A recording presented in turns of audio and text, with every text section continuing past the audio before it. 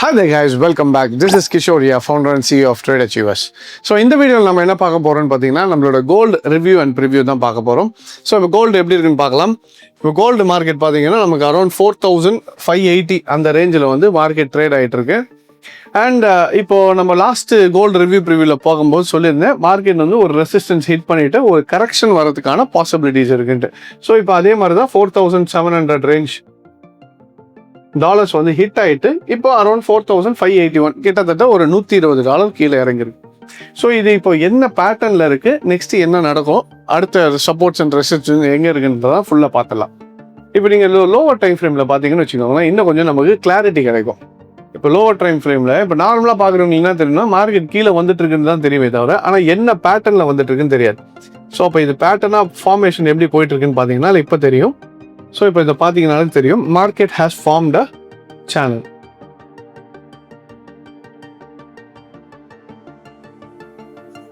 So இது பேர் தான் நம்ம சேனல்னு சொல்லுவோம். ஸோ மார்க்கெட்டில் இந்த சேனலுக்கு மேலே இருக்கிறது எல்லாமே we call it as resistance. So இதை வந்து ரெசிஸ்டன்ஸ் ஆகும், கீழே இருக்கிறது எல்லாமே நம்ம என்னன்னு சொல்லுவோம்னா சப்போர்ட்ஸ்ன்னு சொல்லுவோம். ஸோ இப்போ மார்க்கெட் வந்து இந்த ரேஞ்சுக்குள்ளேயே ட்ராவல் ஆகிட்டு இருக்கும். ஸோ மோஸ்ட் ப்ராபப்ளி இந்த சேனல் பிரேக் ஆனால் தான் நெக்ஸ்ட் லெவல் போகும். இப்போ ஓகே, இப்போ சார் 4700 மார்க்கெட் ரீச் ஆச்சு, அது வந்து ரெசிஸ்டன்ஸாக கன்சிடர் பண்ணிக்கிறோம்னு வச்சுக்கோங்களேன். இந்த டாப் தான் வந்து நமக்கு ரெசிஸ்டன்ஸ் லெவல். இப்போ மறுபடியும் மார்க்கெட் புது உச்சத்தை அடையணும், ஃபார் எக்ஸாம்பிள் 4800 இல்லை $5000 மார்க்கெட் மேலே போகணும்னா ஃபர்ஸ்ட் இந்த 4700 பிரேக் ஆகணும். அதுக்கு முன்னாடி இந்த சேனலை வந்து பிரேக் ஆகணும்.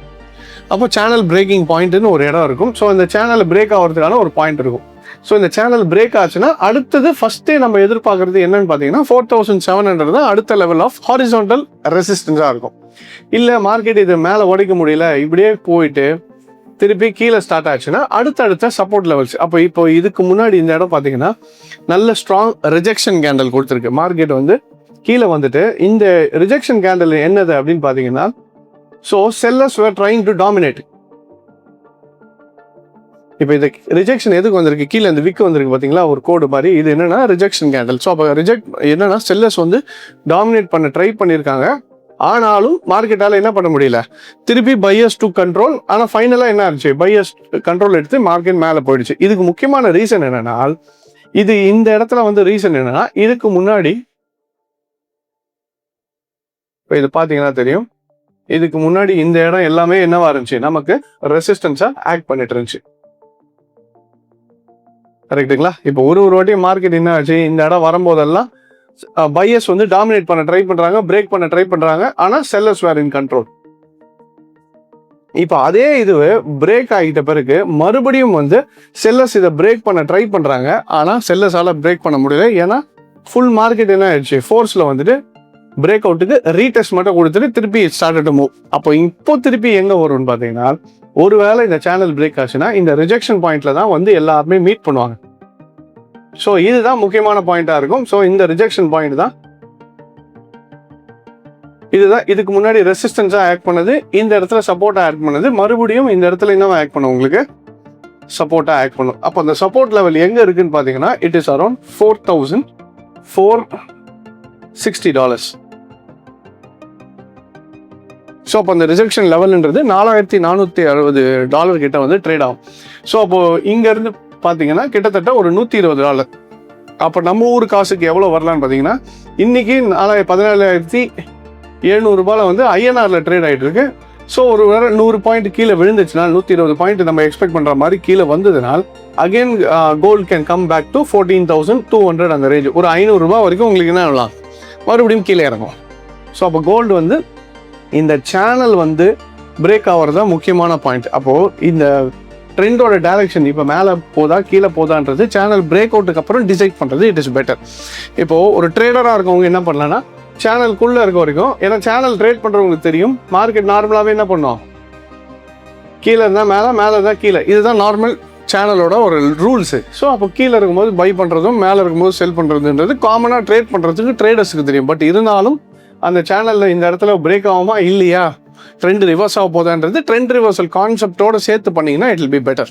இப்போ நான் எப்படி அனலைஸ் பண்ணணும், இந்த இடத்துல சேனல் இருக்குது. இப்போ நீங்கள் நார்மலாக பார்க்கும்போது சார்ட் கீழே வர மாதிரி இருந்துச்சு, ஆனால் நான் சேனல் போட்டு காமிச்ச பிறகு இங்கே சேனல் இருக்குன்றது புரிஞ்சுக்கிட்டீங்களோ, அதே மாதிரி அந்த சேனலுக்குள்ளே எங்கே ட்ரெண்ட் ரிவர்ஸ் ஆகும், இல்லை சேனல் உடைக்க போதா இல்லையா, அதே மாதிரி இப்போ இங்கே வந்து ரிஜெக்ஷன் கேண்டல்ஸ் இருக்குது, மார்க்கெட்டில் வந்து பையர்ஸ் டாமினேட் பண்ண ஆரம்பிச்சிட்டாங்க, இல்லை செல்லர்ஸ் டாமினேட் பண்ண ஆரம்பிச்சிட்டாங்க, சப்போர்ட் எங்கே எடுக்கும், நெக்ஸ்ட் ரெசிஸ்டன்ஸ் எங்கே இருக்குது, சப்போர்ட் எங்கே இருக்குன்ற மாதிரி எல்லாத்தையும் நான் எப்படி அனலைஸ் பண்ணுறோம் அதே மாதிரி நீங்களும் அனலைஸ் பண்ணணும்னு நினச்சிங்கனாலும் we at Trade Achievers we teach people எப்படி ஒரு ஸ்டெப் பை ஸ்டெப்பாக மார்க்கெட்டை எப்படி அனலைஸ் பண்ணணுன்றதை நம்ம கற்றுக் கொடுத்துட்ருக்கோம். கற்றுக் கொடுக்கறது மட்டும் இல்லாமல் நம்ம கூடயே உட்காந்து நீங்கள் அனலைஸ் பண்ணி trade பண்ணனாலும் we do have trading floor access as well. என்னன்னா தமிழ்நாட்டிலே ஃபஸ்ட்டு டைம் ட்ரேடிங் ஃப்ளோருன்றது 10 வருஷத்துக்கு முன்னாடியே ஃபஸ்ட்டு டைம் நம்ம தான் கொண்டு வந்தோம். இன்றைக்கி நிறைய பேர் ட்ரேடிங் ஃப்ளோர் கொண்டு வந்திருக்காங்க. பட் ஆக்சுவல் பயனியர் ஃபார் தமிழ்நாட்டில் ட்ரேடர்ஸுக்கு ட்ரேடிங் ஃப்ளோர்ன்ற கான்செப்ட் நம்ம தான் கொண்டு வந்தோம். ஸோ நம்மளோட ட்ரேடிங் ஃப்ளோர் பார்த்தீங்கன்னா சென்னை, கோயம்புத்தூர், மதுரை, பெங்களூர் அண்ட் இப்போ மலேசியாலையும் நம்மளோட ட்ரேடிங் ஃப்ளோர் ஓப்பன் ஆயிருக்கு. ஸோ இன்கேஸ் எங்கள் கூட சேர்ந்து நீங்களும் கற்றுக்கிட்டு ட்ரேட் பண்ணணும்னு நினச்சிங்கனாலும் எங்களோட நம்பருக்கு கால் பண்ணி கேளுங்க. they'll give you all the details. So நம்ம பிரான்ச்சுக்கு வர முடியலனாலும் we do have online classes as well. வேணுனாலும் நீங்கள் ஆன்லைன்லேயே எடுத்துக்கலாம். ப்ளஸ் நம்ம இந்த ஆகஸ்ட் 15th முன்னிட்டு நம்ம கொடுத்த இந்த ஆஃபர்ஸ் வந்து முடிய போது just 3 days left. So in case நீங்கள் இதில் என்ரோல் பண்ணி இந்த ஃபுல் கோர்ஸையும் எடுக்கணும்னு நினச்சிங்கனாலும் எங்களோட நம்பருக்கு கால் பண்ணி கேட்டுங்க. they'll give you all the details. So flat 50% ஆஃபரில் நம்மளோட கோர்சஸ் போயிட்டு இருக்கு. ஸோ இது வந்து நம்மளோட இந்த 31st ஆகஸ்டோட முடிஞ்சிடும். So make use of the offer. இப்போ வீடியோக்குள்ள திருப்பி போகலாம். ஸோ மோஸ்ட் ப்ராபப்ளி 4000 உங்களுக்கு 460 will be your major support. ஏன்னா ப்ரீவியஸாக ரிஜெக்ட் ஆன டைம் வந்து இந்த இடத்துல தான் இருக்குது. அதுக்கு அடுத்த சப்போர்ட்ஸ்ன்னு பார்த்தீங்கன்னா இந்த இடம் தெரியுதுங்களா.